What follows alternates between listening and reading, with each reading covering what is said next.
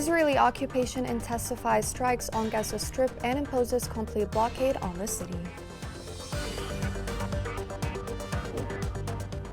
Saudi Houthi talks alone will not pave the way to sustainable peace in Yemen.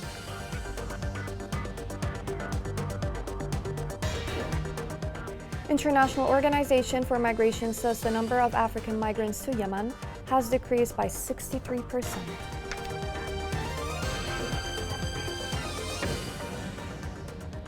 Welcome to Yemen Today TV. This is the English news from me, Shazad Abdelbay. Starting from Palestine, where the Israeli occupation army launched airstrikes on populated areas in Gaza Strip. Those strikes are done by imposing a complete blockade on the city. This report has more details.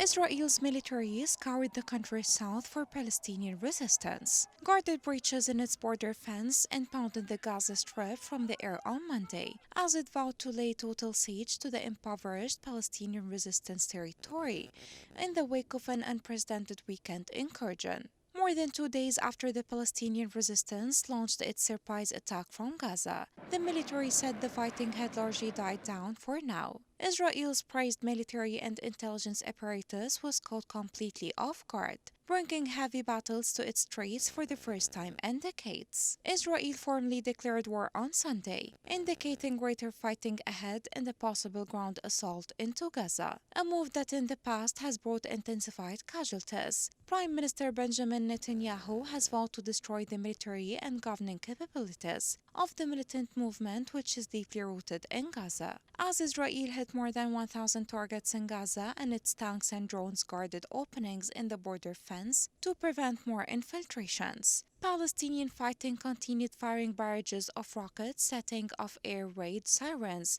in Jerusalem and Tel Aviv. Civilians have already paid a high price. Around 700 people have been killed in Israel, a staggering toll by the scale of its recent conflicts. Nearly 500 have been killed in Gaza, an area of 2.3 million Palestinians bordering Israel and Egypt. Palestinian armed groups claim to be holding over 130 captives from the Israeli side. Israeli Defense Minister, meanwhile, ordered a complete siege on Gaza, saying authorities would cut electricity and block the entry of food and fuel. Israel and Egypt have imposed various levels of blockade on the territory since the Palestinian resistance seized power from rival Palestinian forces in 2007. Earlier, Palestinian resistance spokesman stated that the group's fighters continued to battle outside Gaza and had captured more Israelis as recently as Monday morning. He said the movement aims to free all Palestinian prisoners held by Israel.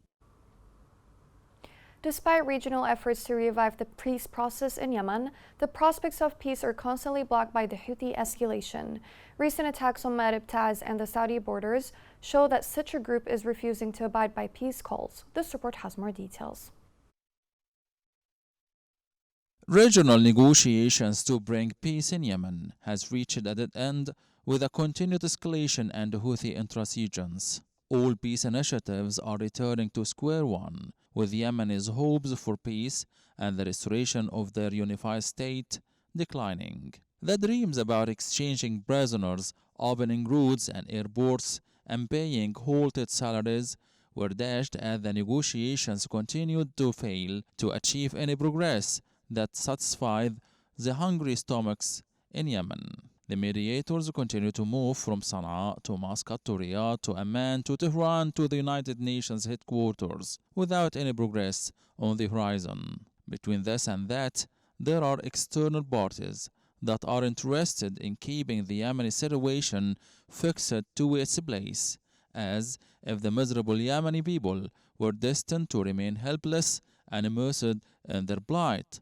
until they completely perished, waiting for a miracle. The Yemeni tragedy is magnifying day after day. The wound is getting bigger, the gap is growing between the Yemenis without a glimmer of hope for them at the end of their impasse. The reason for this failure, according to observers, is that the Houthi gang has an old dynastic project to turn the wheel of history back by restoring the Imami rule of Yemen and the enslavement of its people, as was the case 60 years ago. The militia will not give up its racist project, even if everyone comes together to negotiate with it. Despite this, there are still those who rely on a deceptive truce and waste time in foreign negotiations that they think might bring peace with minimal losses and some concessions. The truth, according to observers, is that making concessions will only increase the Houthi gang's arrogance and alienation, and it will raise the ceiling of its demands and will impose its impossible conditions. The Yemeni Street is convinced, however, that ending the false Houthi project is the only way to restore the state and the national consensus, because what was taken by force can be restored only by force. Local sources indicated that many families became homeless after they were evicted from their homes due to inability to pay rent. The sources explained that poor families are deprived even of humanitarian aid, which is seized by militia leaders who sell the aid on the black markets that they support.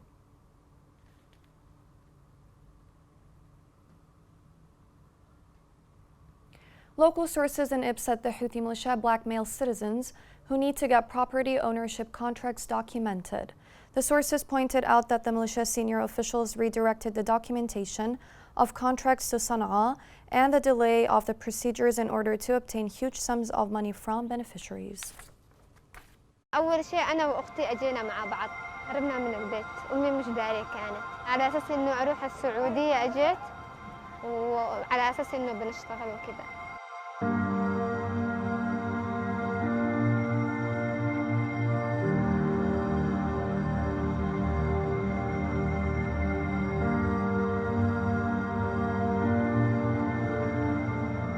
حاجات كثيرة كانت صعبة، نحن مش عارفين أصلاً الوضع اللي هنا، أنا ما أعرف أجيت وغربة وبنفس الوقت يعني ما كنت أعرف أتكلم مع الناس وأتفاهم وبالطريق صعب قزعنا. المهربين جابوا لي بالحوشة مشاكل كثير يعني مع المهربين.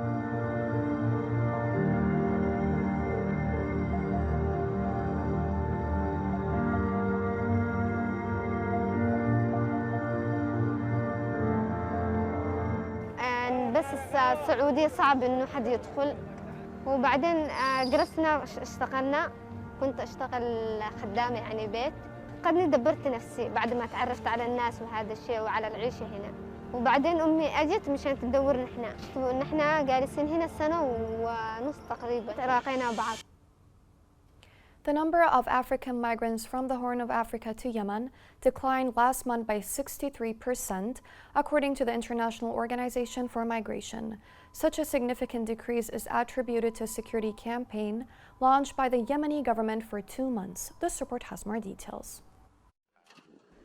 The rate of flow of migrants from the Horn of Africa to Yemen declined last month by 63%, according to the latest data distributed by the International Organization for Migration. Meanwhile, the Yemeni Ministry of Interior announced the formation of a national committee to develop a strategy for dealing with immigration and migrants issues. The Displacement Tracking Index reported that Yemen received 1,551 migrants last September, a decrease of 63% from last month, with the total number of arrivals reaching 4,176 people. In parallel, the number of migrants entering Yemen through the coast of Lahj Governorate decreased by 76% compared to last month, as 548 migrants arrived compared to 2,249 in August. The International Organization for Migration attributed the significant decline since August to the ongoing joint security campaign by the Yemeni forces that the government has been implementing for 2 months. Yemeni security measures, according to the United Nations, included raiding smugglers' property and arresting accessories in transporting migrants from Ethiopia and deploying military points on the coastal strip to pursue smugglers' boats. The organization confirmed that this campaign is ongoing in Lahj Governorate, which is receiving scores of migrants from Djibouti.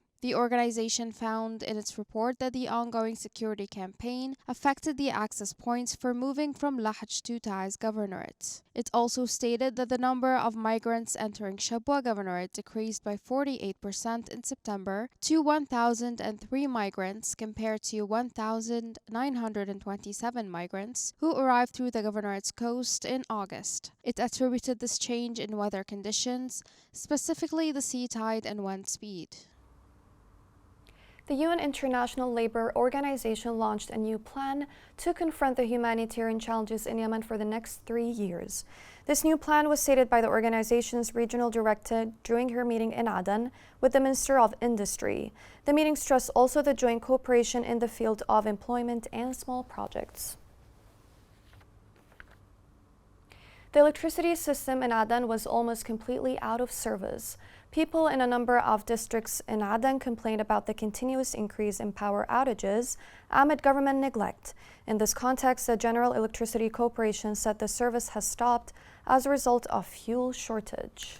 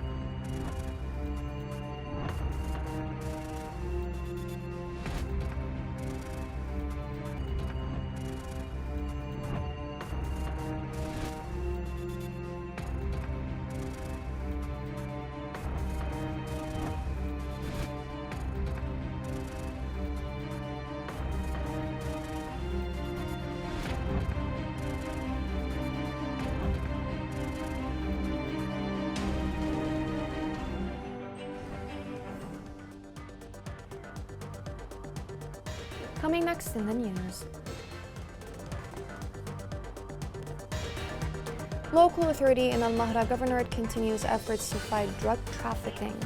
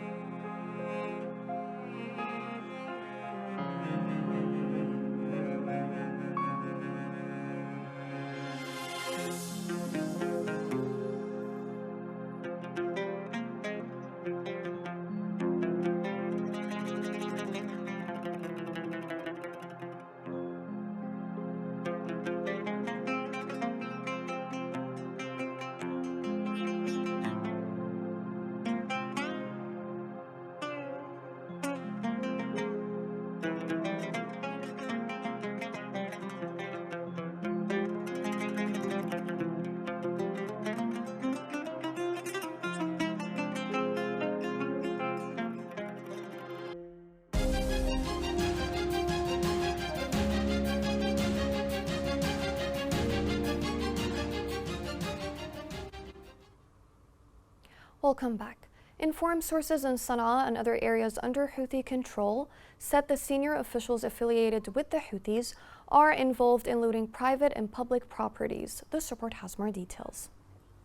Yemenis in Houthi-controlled areas complained that the group was stealing funds from civil cooperative initiatives and assigning the completion of community projects to the group's authorities. While these initiatives include constructing roads, rehabilitating some of them, and building classrooms and water barriers, the group claims upon completion of the projects that they are achieved by its government and its unrecognized local bodies. The Houthi group recently claimed that it had completed road projects and water barriers in villages located within the city of Damt in the Dola Governorate, with a total value equivalent to about $1,354,000. Residents of the city community expressed their dissatisfaction with the presence of the group's officials after receiving reports from their loyalists working in community entities about the readiness of some cooperative projects for the purpose of their official opening, and claiming that they are the group's achievements. While the people of Hajj Governorate, which has also been under the group's control since the beginning of the year, are exerting all their efforts and energy to implement about 12 community initiatives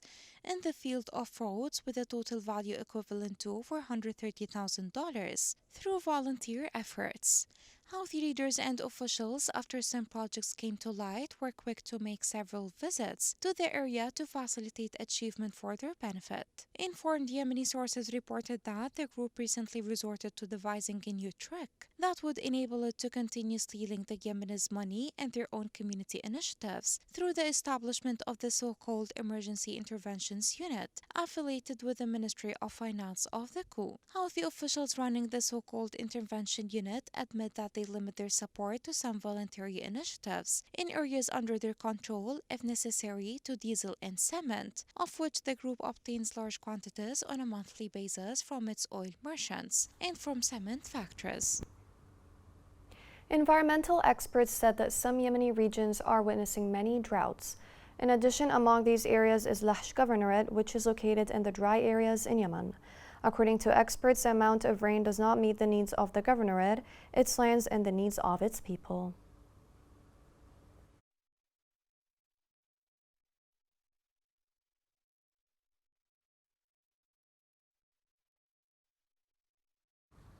The security services in Al-Mahra continues efforts to fight drug trafficking, as there has been a widespread of it recently. This report has more details. Al-Mahra Governorate, east of the Republic of Yemen, has become a haven for the majority of Yemenis fleeing the hell of war. The absence of political conflicts within the governorate has helped stabilize the security situation and move the wheel of its economic development. Al-Mahra Governorate is faring better than others, with members of its community peacefully coexisting in the absence of overt class and race struggles. The educational sector is operational across all stages, from kindergarten to university. Water and electricity services are also available. Away from the scourges of war, Al-Mahra Governorate is experiencing relative security and stability. However, in recent years, drug proliferation has increased exponentially in the region, as confirmed by the Mahra Drug Control Director. Approximately 3 tons of hashish and 200 kilograms of the shabu drug was seized by the Narcotics Control Department since January 2023 to September the 30th.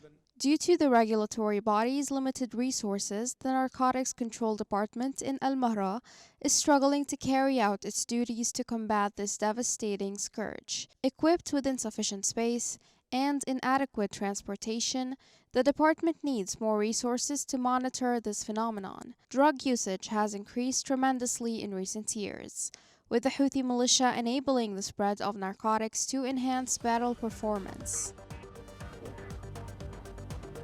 Here's a reminder of the main headlines. Israeli occupation intensifies strikes on Gaza Strip and imposes complete blockade on the city. Saudi Houthi talks alone will not pave the way to sustainable peace in Yemen.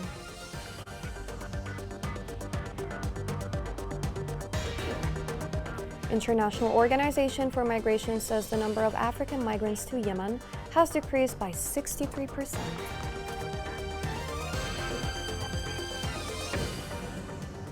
This is the end of the news. Thank you for watching.